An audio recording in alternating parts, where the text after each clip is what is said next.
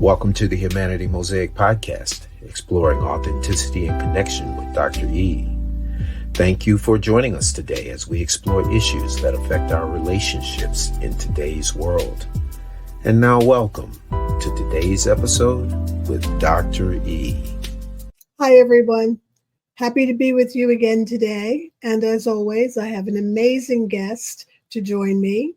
Let me introduce Amir Glogau. There are so many things that I could say about Amir, and you'll hear when he comes on from his own lips that some of the things that he's doing in the world. I feel so blessed to have been connected with him, because this is a human who is walking a particular path that is very fascinating. His life resides at the intersection of business and personal development. He's an entrepreneurial executive with more than 30 years of experience in business and turnarounds and growth management with small and medium-sized companies. He has personally led turnaround and exits of 12 companies across 4 countries for an aggregated exit value of over $500 million. What I could do with that money, including taking 3 companies public. Additionally, and this is what is most fascinating to me, Amir has developed SOULeadership, a unique service for improving business management and organization. I would love to now welcome Amir to the stage. Hello, Amir. Thank you, my goodness. I'm so excited to have you here today and to introduce you to all those who do not know you and who will now know you, because it's very difficult to find leaders who actually combine their personal development with their leadership style. In other words, it's one thing to want to lead an organization and to follow the rules of the business world, but it's another thing to lead organizations with alignment with what I would call spirit, integrity, goodness, and to be able to hold the balance between the two. And I feel like you are one of the humans in this world who is doing that. So I'd like for you to just begin to share with us a little bit more about your journey and how you have managed to just bring the whole of who you are into what you do. Thank you, Dr. E. I'm so privileged to be here. I'm really excited to share stage with you and kind of co-create whatever will come together through this deep connection and love that I feel for you. So this is wonderful. And my journey, I born and raised in Israel, and I didn't grow up in a spiritual family by any sense, not religious or otherwise. But at a very young age, I was exposed to the books of Seth speaks, and was always curious about what's beyond. Like, we see all the tangible things in life, and we get so attached to things, but I always knew that there was more. And I had a guru in India for quite a few years, and my guru used to tell me that, the source of the word yog, is actually combining. Is the ability to hold space for 2 different or more energies, and it can be spiritual and material. You don't have to choose one. And we live in a world where it's so easy to pick a side, to pick an opinion, to create clarity around something. But by doing that, sometimes we eliminate the other alternatives and we become very single focused, this is what happens to us in different aspects of life. Whether it's financial, we become very financially motivated, or we become super spiritually motivated, or we become super politically. But to hold space for the different aspects of who we are, and long before I would want to talk about leading organizations, I would want to talk about leading self. Like, how do we lead ourselves in this world? So I know I kind of went all over the board a little bit, but just to give you a sense, I mean, for me, the idea of really being here now, being present and witnessing this conversation, while knowing that there is, suffering in the world, and there is conflict, and being able to be okay about it and hold space and be sad for this and be grateful for that. It's very interesting because we do live in a world where binary thinking that rules, right, wrong, good, bad, and the concept of both and rather either or is a level of complexity that most people don't want to go to. It's got to be one way or the other. And if you don't agree with me doing it my way, then there's something wrong with you. So then we get into the concepts of fear and blame and shame, which I talk about all the time, because those are the things that paralyze us and keep us from moving forward, keep us from going deeper, and keep us from connecting. But when you're out there in the business world, there are so many hard calls that you have to make. And when you have to make those decisions, when you have to make choices, how do you manage to stay in alignment, not just with an integrity, but in alignment with your soul's calling, and make the hard calls that sometimes may not work in your favor from a business standpoint? What is that like for you? I think that for me, and this doesn't necessarily apply to everybody, but for me, I don't find those to be hard calls, because I feel that if you are present with yourself and if you are aligned and if you're really curious about what wants to be known right now, then there is no hard calls. I love that. Even if it means that you have to let someone go, or even if it means that you have to, whatever would be considered a hard call. I think probably letting one or more people go is the hardest.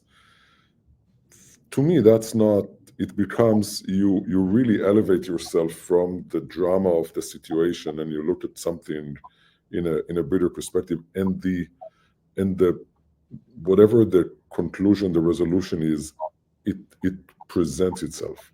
It no longer becomes to, oh, how would I do about that? And how we had a conversation this morning about something we needed to choose between doing one thing or another. And I gathered two other leaders in the organization and we started talking about it. And it was like, oh, what if that? And what if that? And somehow an option neither of us thought of before had emerged and felt very easy to be made. So there was no hard decision to be made. We walked into the conversation as if there was, but we ended it with it's easy. So, and one of my businesses, as you know, and you've met some of my leadership team here, and they adore you, obviously, is in the event space. We're one of the largest companies in the event space, and when COVID started, our entire industry was shut down. So, and people had asked me, so how do you do? And we just had to change the way we show up to it and stayed, really tuned in and very conscious of what's happening around us and how do we manage our different parameters and whatever. And I'm not suggesting, I'm not looking at financial statements or talking to, key players and employees, and some of the decisions were hard, but we managed through it and we actually thrived through it. Did not have a single day of negative cash flow throughout this entire pandemic, which is unheard in our industry. And it wasn't because either of us are geniuses, but we stayed really united and really tuned in, and really, I don't necessarily talk in the boardroom consciousness, but it's the de facto consciousness. We bring in consciousness. Correct. Yeah. One of the highest qualities I like is curiosity. Through our mutual dear friend Gabby Bernstein, who just published her 10th book, Self-Help, I got exposed to IFS, to internal family systems. And one of the 8 C's of IFS is curiosity. And we skip that phase inside of us. We jump from information to judgment. And if in leadership positions, in the most senior leadership position, we think that we're being judged on how fast can we make a decision. And therefore, we skip that curiosity phase as humans. Yeah, I get that. And we don't wait for the real solution to actually come. And it will. Just like what you described, what happened this morning. Interestingly enough, I'm really happy I'm talking to you today because today is the 27th anniversary of my stepping out and creating my own company. And for 27 years, I have actually worked in a state of flow in terms of what comes to me, and have not had to make a lot of what felt like hard decisions because the solutions would present themselves, much like you were just saying. But in the work that I do, I go into organizations or I coach people to understand that your best work will always come when you are in alignment with yourself. And if you happen to believe in anything higher than yourself, whatever you call it, in alignment with source, so that what comes through you will always be what needs to happen in the moment. And I've had so many powerful experiences of that.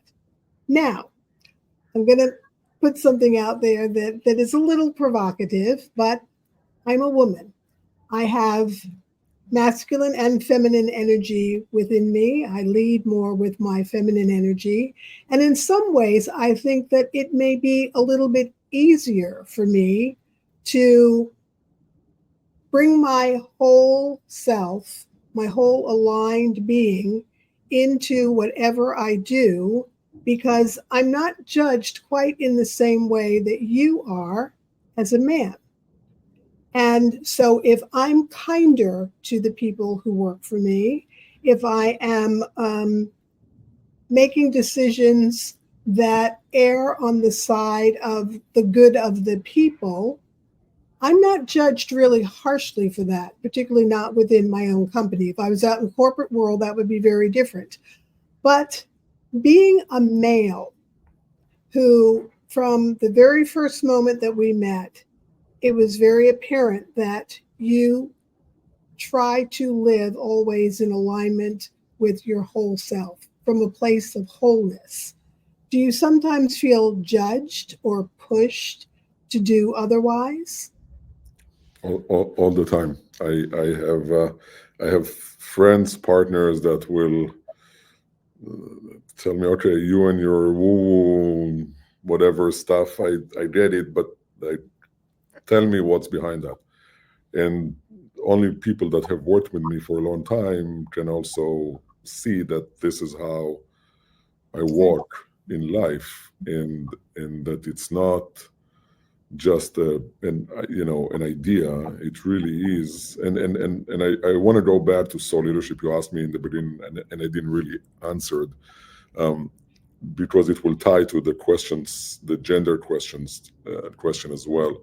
So soul leadership, if I have to describe it in a very quick 10-second concept, is the place where we are aligned, where our emotional intentions, our choices, and our actions are aligned. And when those are aligned, we operate from a higher self. Call it source, call it energy, call it God, call it whatever we choose, vortex, whatever we choose to call it. But we and when I say, and I want to double click on each of them for 1 second. So emotional intentions is how I want to feel. It's not necessarily how big the company needs to be, or how big the car that I'm buying needs to be, or how expensive my watch is. How do I want to feel? Or if I get this position, or if I connect with this partner, or whatever it is, it really is how I want to feel. And in many cases, we forget that. We are attached to tangible external ideas rather than the emotional intentions that we set to ourselves. I always say that, if that's the emotional intention, is there a way for you to feel that way right now? Like, can I feel creative and powerful and influential and in abundance and in whatever right now without changing anything in my life? And in most cases, the answer is yes. And I've asked the question people that have been with terminal illness. And they said yes. So emotional intention, choices is really how we interpret life. Is it for me or to me?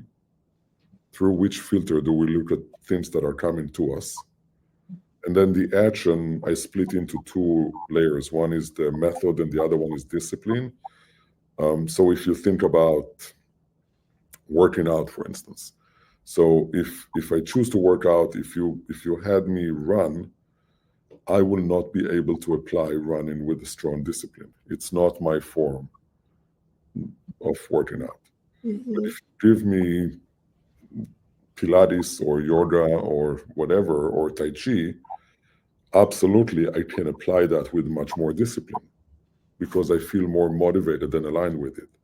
So when I go back, emotional intentions, choices, and actions are in alignment, we operate from a higher level. And I go back now to gender to say that for each gender, there is a perceived desire to feel a certain way. I know a lot of women that have incredible feminine qualities, but they have far more access to their masculine qualities because they feel that if they tap into those resources, then they can be seen better, they can be valued better, and vice versa. I know a lot of men that feel, oh, I can't do this or I can't do that, and I need to be softer, and I need to be, and then they stop having access to their own masculine qualities. And having the ability to have access to both is so profoundly fundamental to our being in this world, and really being able to operate as both. And I'm happy to tie it into Enneagram too, but we can. Right. I am so fascinated by the reality that you can speak to, how important it is for us to be able to tap into both. And that is not a common acceptable concept in the society, in the world that we live in. Women are often, just bullied or badgered into leading like men, as opposed to recognizing that you do not have to leave the feminine qualities at home or outside the door to step into a leadership position. nor vice versa for men to step into leadership positions. In the world that we're living in right now, I believe it is increasingly more important for us to be aware of our personal energy, all of it. And as Richard Rohr often says, we must go deep inside and find out what's there, but then come back up and take responsibility for all of it. So if we're not doing some level of inner work, we're never going to find our authentic selves or operate from a place of wholeness. And with your soul leadership, it sounds to me like you're encouraging people to get in touch with all of who they really are. Now, you know, one of the ways that I do that is through the Enneagram, and I stand at point 1. What's your point, Amir? I'm 2. 2. Of course you are. with the 3 wing, yeah. With the 3 wing, yeah. I'm 1 with the 2 wing. So I would like to ask how the Enneagram has helped you with this particular journey of actually wholeness, which I can hear is very important to you. Absolutely, and you know, I wanna double click the idea of wholeness, because I want to make sure that, and I know neither of us intend to be judgmental to people that are on a journey. Mm-hmm. And I know for me, I'm on a journey for wholeness. I think I will, the day I'll be whole will probably be my last day, right? Until then, I'll still uncover bits and pieces and keep putting together this puzzle that is called Amir in this body, in this lifetime.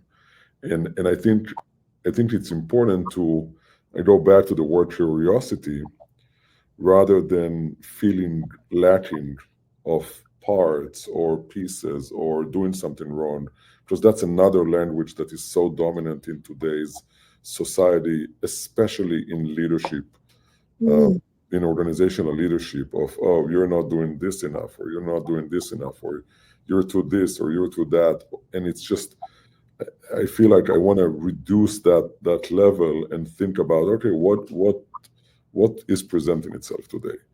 And Enneagram was definitely like, wow. So I love the work of Enneagram. I love the work you do with it, and I feel like it's a GPS.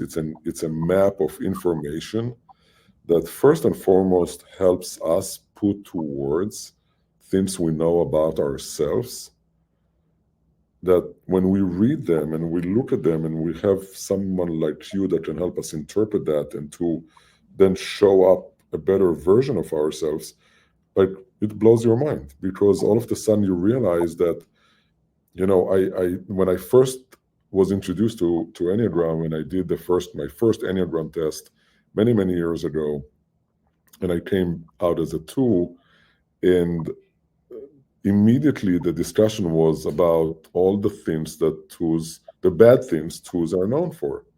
Now, I did have those, right? I mean, I didn't start my journey as an elevated 2, but I definitely got the perspective of, okay, this is how you learn what's wrong with you. Well, not so much. This teaches you where you are, and also what your full potential could be. And even more so, how you can have access to other Enneagram types when you need them, and you can step into your 8 and be an 8 for a second, or step into a 4 and be 4 for a second in a full. And this is why I'm so connected to IFS. I feel like somebody needs to do research between IFS and Enneagram, because it's also a form of parts work. Right? It's happening. Yeah, that is happening. Yes. Mm-hmm. Yeah. So for me, it was really a brilliant way to articulate where I'm at and where I can get to, and how to then integrate with other people around me that may speak a different language. Because 2 and 5 don't speak the same language. Not at all. Mm-hmm. Yeah, it's pretty fascinating because we do have all 9 of the energies within us. And I love what you are saying about the recognition that we can meet someone else's energy if we understand all of the Enneagram. So very often, all people are interested is in their point, their energy. But if we learn all of the energies, then we are often able to recognize someone else's energy and meet them in that energy in a loving way. The other thing that I want to double click on is paying attention to moving away from this idea of constantly creating new versions of ourselves and trying to stay on the journey of trying to find or unearth your authentic self, which the ego doesn't really want us to do. And the world doesn't want us to do either, because there's a way that we have been taught that we're supposed to show up. And so we shape shift, and our personality is what shows up rather than the authenticity of our alignment of our 3 centers of intelligence, the intelligence of our brain, the wisdom of our heart and our emotions, and the intelligence of the body. And if you're doing Enneagram work and IFS work at the same time, then you're doing a lot of learning about how to really find the authentic you. But it's lifelong. So It is. in this journey that you're on, how do you make space and room for your own inner work? How do you, I mean, I read your bio. I look at what you're doing in the world. How are you making the space and the time to stay on that journey? First and foremost, it's a priority thing. I mean, I don't think it's almost like asking, how do you drive a car for so many miles and not taking it to the shop for maintenance? I need tune up almost on a daily basis. So meditation is, the smallest dose of tuning that I can take. And I do weekly sessions with therapist, coach, whoever I work with at the given moment. And then I also go on excursions of, deeper dives of workshops, multi-day, to really ask myself deeper questions that I constantly ask. And I go back to that word of curiosity, because, we're in this trend of a lot of, finding purpose and finding meaning and in some ways, yes, there is a, capital P purpose, but there's also a lower letter P purpose. Like every day, what is this serving? What am I here to serve? And some of those fundamental questions, what am I here to say today? What am I here, and to whom? What am I here to be today, and for whom, and how to show up, and what do I need to know right now? People ask me just this past weekend, like, to guide them on meditation, and I said, don't look for complete. I've listened to this. I said, just take one question that speaks to you, whether it's who am I, what am I here to serve, whether just pay attention to your breath, whatever it is, but just be. And that concept of being, we heard many people say that we're human being, not human doing. We're so programmed to be doing. Speaking of the difference between masculine and feminine, masculines are so rewarded for actions, and feminine is so under rewarded for presence. Correct. And we wouldn't be here without feminine presence, the warmth, the compassion, the softness, the loving eyes. We would be not human, right? I mean, and that no need to do anything, just being in that presence. Ask every 1-year-old child. So true. Amir, I want you to imagine that you have a whole group of people in front of you right now who are listening to you and saying, wow, if I could only really live that way, if I could lead that way, if I could really believe that it's possible. And I'm going to start tomorrow. I'm going to start because I heard this, and Amir has said that this is possible. What are the first steps that you would tell someone to take who is just beginning the journey, who recognizes, I've got to make a change. I can't lead this way anymore. I can't be this way in my personal life and another way when I show up as a leader. What are the first steps that you would advise that someone takes that is just starting out on this journey? So, as you were so beautifully laid out the question, different themes kind of came, right? And I'm just gonna, because they came that way, I'm just gonna air them, right? So one is, don't start tomorrow. Start right now. Right in this moment, as you listen to us talk, tap into yourself and see how you feel. Right now, just be with yourself. Reconnect with your own emotional being, with your own body. Like, see if there is any tension in your body, if there is places that are more open and places in your body that are less. Just be present right here, right now. The second thing is an affirmation I created for myself, and I'm not going to read through the entire affirmation years ago. But years ago, if you walked into my house, I had sticky notes everywhere, on the mirror, in the bathroom, everywhere, sticky notes. And the two words out of that I do want to say is presence and awareness. So I think the muscle that we are invited to work these days is the quality of our presence. So when you're with yourself or with another, to be fully present, or even if you're with nature, or if you're whatever it is that we're doing, just being fully present. And we in many cases, we don't even know what that means. Mm-hmm. So it's just like I said earlier, it's tapping into how we feel right now, how we feel in our body, what runs through our mind in a certain moment.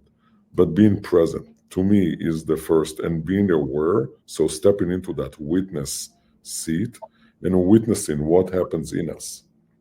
Now, a lot of your audience may ask, okay, that sounds really good and whatever, but how is that going to help me run my company that, I'm coming short in my projections, for this year, and I need to improve the revenues and my EBITDA and my whatever, right? And my shareholders' value, or whatever it is that I do that I need to improve on.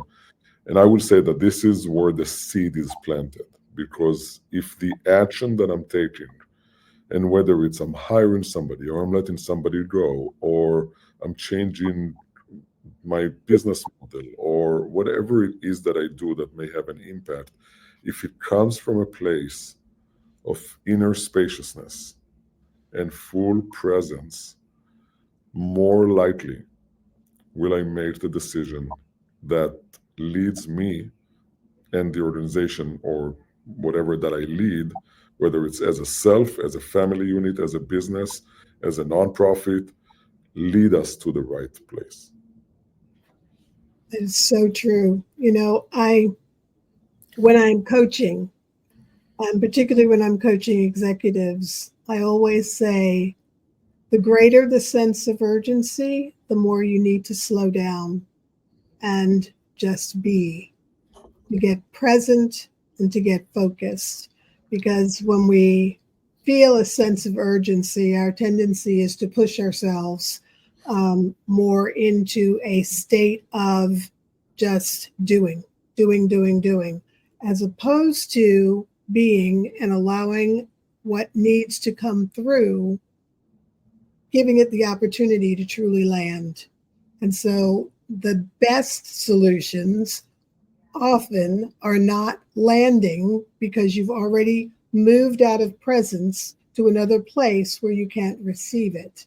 Mm-hmm. So I love the advice that you're putting out there. Start right now, not tomorrow, right this moment, and to just sense into your own being and pay attention to those areas that feel tense or taut or uncomfortable, and create more spaciousness.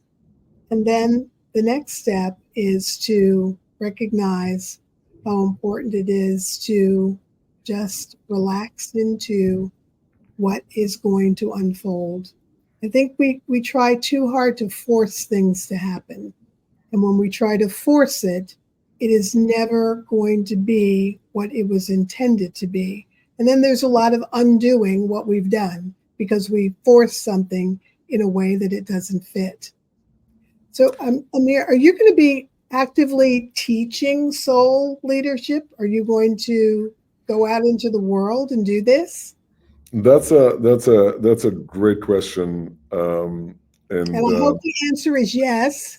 and I feel called in different ways to do something with it and about it. The next 6 months, I'm very consumed with some other business things that keeps me busy, and I promise myself not to take new commitments before I clear up some of the projects that I'm working on, and then I'll decide what kind of form. But I'm sure I'll do something with it. I definitely feel that there is a need and an opportunity to engage leaders at various levels of organizations. It's sometimes when we talk leadership, people think of it as senior leadership, the CEO or the 5 top leaders or whatever it is. It actually is not the case. You can be a dispatch manager, you can be at the server at the restaurant, you can be the front desk guy at the hotel, and be a leader. And leadership starts with self. Right. And when we show up as self-led, then the rest of our environment adjusts to that. And this is one of the things that we keep forgetting. We subject ourselves to all those external factors that work on us. And when we are deep anchored into ourself, the life as we see it and as we interpret it is different. Right. And I wholeheartedly, and life have proven that to me to be right time and again. Right. To forget that each one of us is a leader, and to tap into that is to really give up your power. And when I talk about power, I mean the energy of being able to actually do something that makes a contribution in a beautiful way. And we can all do that. Can I make a fine tune here? You said give up the power, and I want to say it's not giving it up, it's giving it away.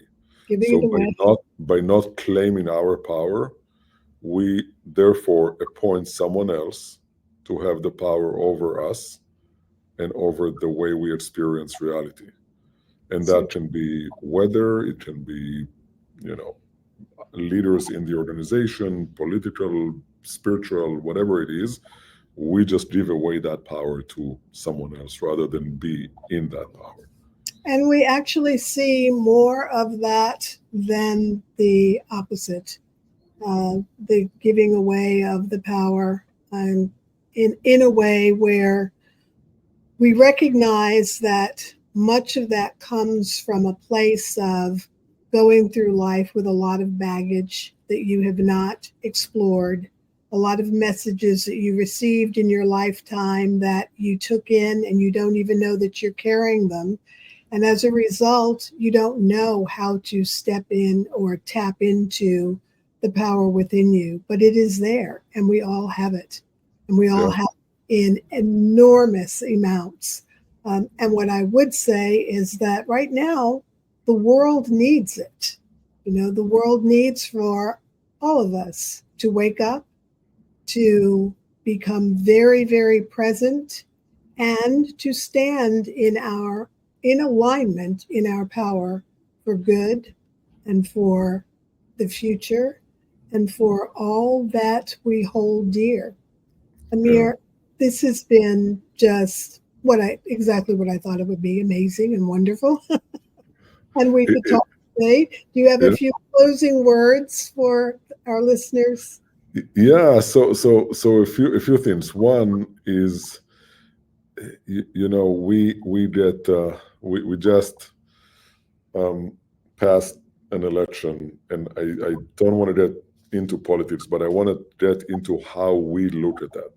Yeah. And whether you consider yourself on the winning camp or on the losing camp, whether you think we're going to do this or we're going to do that, or I want to take a step back and really invite ourselves to find the commonality, like the fundamental. When I go back into emotional intention, we all want to feel safe. We all want to feel seen. We all want to feel joyful. We also all want to feel right, right? Can we give that away a little bit, But the idea and really connecting to people in a different way, and starts by connecting with ourselves. We live in such extreme time where extremism and polarity gets rewarded more than finding unity and collaboration. And I think for me, one of the things that I'm working on is to find ways to connect with more people when even if I don't agree with them, find ways to find that common grounds that we can live with, and be in the understanding and in the space that that can be true and that can be true. It doesn't have to be that cancel culture. Oh, if you think that way, then therefore you are nobody to me. And I heard multiple people get divorced over politics, and it's like, Yeah. for real, like this is. So I think it's really the ability to come together and find ways to connect to others and to ourselves in a way that doesn't really alienate and cancel others. Is yeah. Yeah, but it's very important for us to do our own work before we try to come together and heal. I think it is heartbreaking how many families are divided, how many good friends are now no longer speaking to each other. Yeah. As you put it, whether you feel like you're in the winning camp or the losing camp, at the end of the day, when you make the decision to opt out of speaking to anyone who does not agree with your choice, then you have removed any possibility for someone to hear another perspective. And I think it's really important for all of us to be able to talk to one another from a loving place, not a place of judgment, recognizing that people made the choices that they made for reasons that we may never understand on the opposite sides. But when we return to love and the reality that we are all connected, we have to find the common ground, and we have to be willing to hear each other, because without that, we don't move forward. A house divided cannot stand. So I'm hoping and doing a lot of work in trying to bring people together just to be able to hear each other and to be able to accept that there can be two ways of looking at something. They don't absolutely have to be right or wrong. They're just different. And when we stop talking to that other, we really stop talking to a part in ourselves. Yes, we do. When we Yes. cancel another, we cancel a part in ourselves. Mhm. So, yeah. So love, if I had an alien came out of, wherever, and was asking for a one-word definition for the word love, my word would be connection. Mine too. Mine too. That would be it. Yeah. And for me, I feel love right now. I feel connected to you in the deepest way. Yeah. And that's how we all want to feel like, right? Exactly. In this. So Exactly. let's Well, connect. let's connect. Let's recognize that the greatest power, the greatest weapon, the greatest healing balm that we have at our disposal is the power of love. And as long as that really resides within ourselves, if I love myself, then I can love you. But if I have not learned how to love myself, then it's much easier to do and say hateful things. Right. For all of us to pull back and try to cultivate and nurture love within ourselves so that we can be that and bring that to the world. And that's what you brought out of me today. Oh, thank Thank you you. for those beautiful words. And thanks for having me. I love you, and I'm so deeply grateful for sharing this space with you. As am I. Thank you, Amir. Be well. Thank you. Thank you for joining us on today's episode of the Humanity Mosaic podcast with Dr. E. For more information, please visit deborah.egerton.com and be sure to check out theauthenticselfcommunity.com to continue your journey.